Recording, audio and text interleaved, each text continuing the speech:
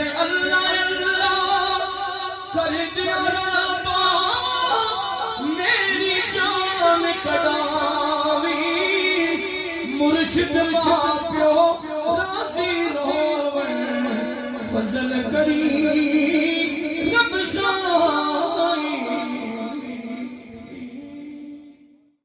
اللہ اللہ کر دیا ربا میری جان کڑاوی مرشد ماں پیو راضی روون فضل کری رب سائی اللہ اللہ کر دیا ربا میری جان کڑاوی میں ملتمس ہوں ہماری ریاست کے جوہر کابل ضلع مفتی عداد حکومت ریاست جموں و کشمیر مفتی زاہد محمود صاحب ان سے میں گزارش کرتا ہوں کہ وہ اپنی حاضری پیش فرمائیں.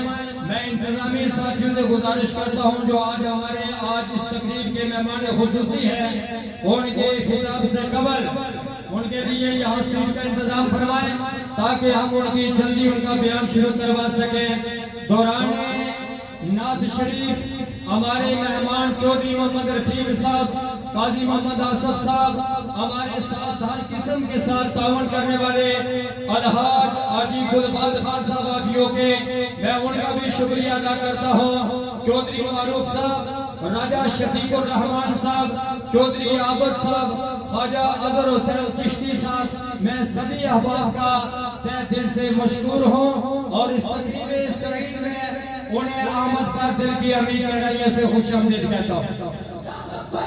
لبیک لبیک یا رسول اللہ لبیک لبیک لبیک یا رسول اللہ لبیک لبیک لبیک یا رسول اللہ لبیک لبیک لبیک یا رسول اللہ لبیک لبیک لبیک یا رسول اللہ لبیک لبیک لبیک یا رسول اللہ لبیک لبیک لبیک یا رسول اللہ لبیک.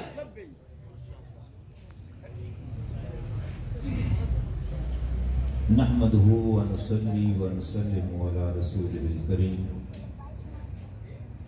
اما بعد فاعوذ بالله من الشیطان الرجیم بسم اللہ الرحمن الرحیم. نہایت ہی عزت کے قابل سید غلام یاسین شاہ صاحب اور اسٹیج پر جید علماء کرام تشریف فرما ہے. معزز سامعین کرام، آج دستار فضیلت اس موضوع پہ قبلہ شاہ صاحب نے کہا ہے کوئی بات کرنی ہے تو سب سے پہلے تو بات یہ ہے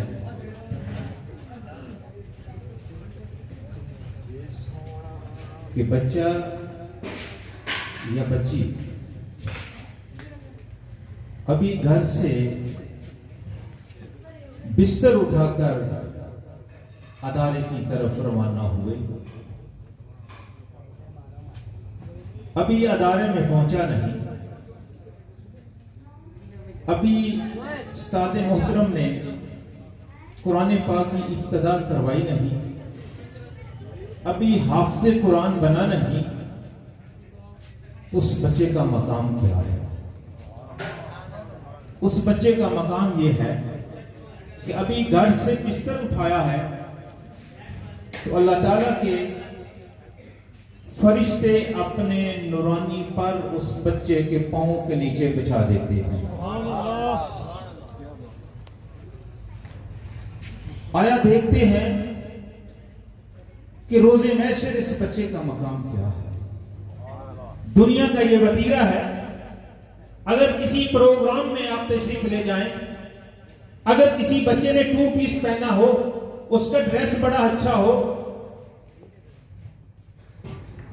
تو دنیا یہ سوچتی ہے، ساتھ والا آدمی چیئر پہ بیٹھے ہوئے یہ پوچھتا ہے یہ کسی اچھے خاندان کا امیر گھرانے کا بچہ ہے، اس لیے کہ اس کا ڈریس بہت اچھا ہے، اس کا بیٹھنے کا انداز کچھ اور ہے، تو ساتھ بیٹھنے والا وہ جوان दूसरी साइड पे वो बुजुर्ग उस बच्चे से पूछता है, बेटा आपका हस्बो नसब क्या है, आप औलाद किसकी हैं, आपके बाप का नाम क्या है, आप रहने वाले कहाँ के हैं। उसके साथ उससे ज्यादा खूबसूरत बच्चा बैठा हो, लेकिन उसने सलवार कमीज पहनी हो, सर पे टोपी पहनी हो, कोई उसको पूछता नहीं। पूछता इसलिए नहीं कि लोग ये सोचते हैं कि ये किसी गरीब घराने का बच्चा है, ये इंतहाई गरीब घराने का बच्चा है, हो सकता है इसका बाप फौत हो गया हो, ये मस्जिद में पढ़ता है, ये मदरसे में पढ़ता है। आइए, ये दुनिया की सोच है, दुनिया का ये वतीरा है। आज देखते हैं कि रोजे महशर क़यामत के दिन उस बच्चे का मकाम क्या हो।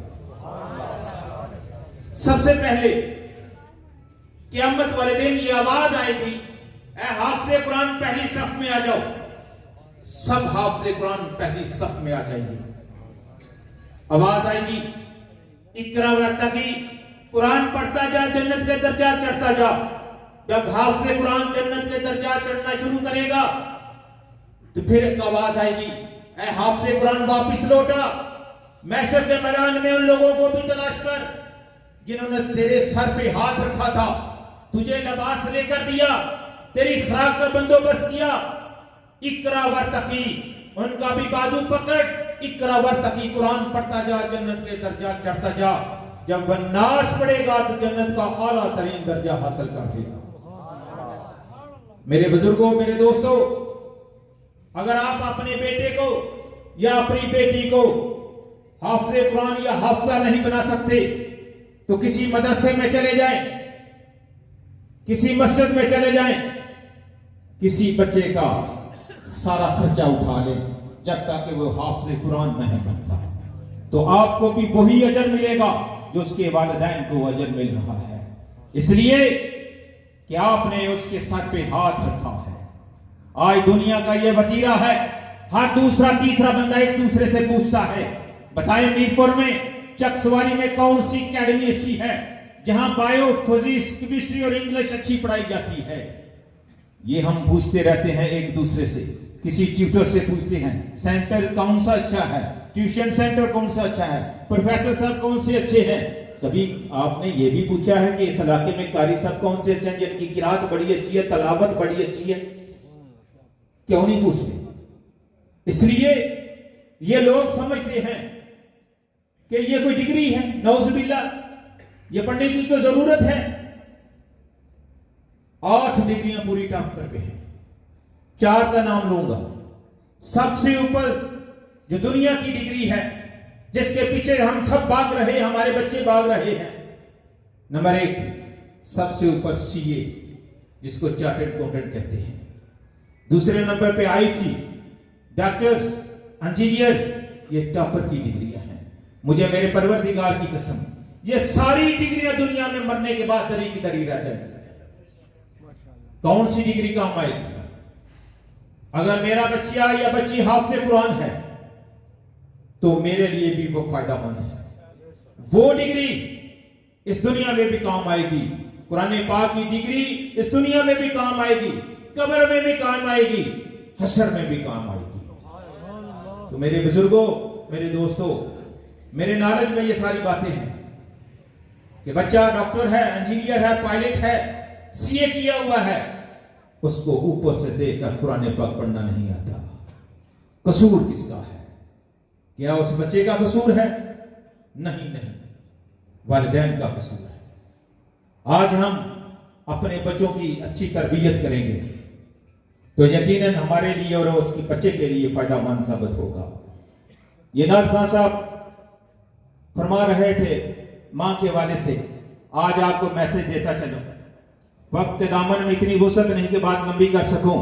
मैंने उसी वक्त सोच लिया कि हजरत बात नाथ खान थे, वो कह रहे थे कि मां के वाले से बात कर रहे थे। एक बात करना जरूरी समझता हूं, बिलखसूस ये यंग जनरेशन जो नई नस्ल बैठी हुई है, इनके लिए ये मैसेज है। हमने तो अपना वक्त गुजार लिया। हजरत उमर फारूक रजी अल्लाह ताला अन्हु अपने वक्त के बादशाह थे, खलीफा थे, उनके सामने बात करना बड़ी मुश्किल थी। एक नौजवान बड़ी आजिज़ी और इंकिसारी के साथ हाजिर हुआ, अमीरुल मोमिनीन, मुझे मालूम है कि आप वक्त के खलीफा हैं, बादशाह हैं, आपसे बात करना बड़ी मुश्किल है, لیکن میری کچھ مجبوری ہے, میں کوئی بات کرنا چاہتا ہوں. تو سیدنا عمر فاروق رضی اللہ تعالیٰ عنہ اجازت فرماتی. اس جوان نے سوال کیا, امیر المومنین, جب میں چھوٹا تھا تو میری ماں نے میری کفالت کی, مجھے پالا پوسا. اب میری ماں بوڑھی ہو چکی ہے, ضعیف ہو چکی ہے, کما نہیں سکتی. اب میں اپنی ماں کی کفالت کرتا ہوں, میں کماتا ہوں اور میری ماں کھاتی ہے, کیا حصہ برابر ہوا؟ تو سیدنا عمر فاروق رضی اللہ تعالیٰ عنہ فرمانے لگے, نہیں, یہ تو عدلے کا بدلہ ہے. پہلے تیری ماں نے تیری خدمت کی, اب تو اپنی ماں کی خدمت کر رہا ہے, یہ تو عدلے کا بدلہ ہے. احسان یہ ہے جو قرآن کہتا ہے وَبِالْوَالِدَيْنِ احسانا, احسان یہ ہے کہ تو اس سے بڑھ کر اپنی ماں کی خدمت کر, تو یہ احسان ہے. دوسرا سوال وہ جوان عرض کرتا ہے, امیر المومنین, میری دوسری بات یہ ہے کہ جب میں پیدا ہوا تھا تو یقیناً میں اپنی ماں کے جسم کے اوپر پیشاب اور پخانہ کیا کرتا تھا, لیکن اب میری ماں بوڑھی ہو چکی ہے, ضعیف ہو چکی ہے, چل نہیں سکتی.